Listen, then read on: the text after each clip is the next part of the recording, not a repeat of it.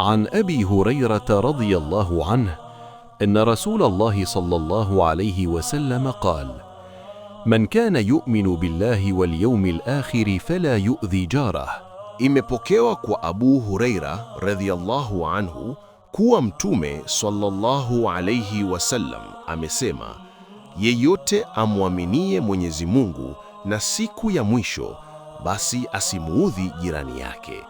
ومن كان يؤمن بالله واليوم الآخر فليكرم ضيفه.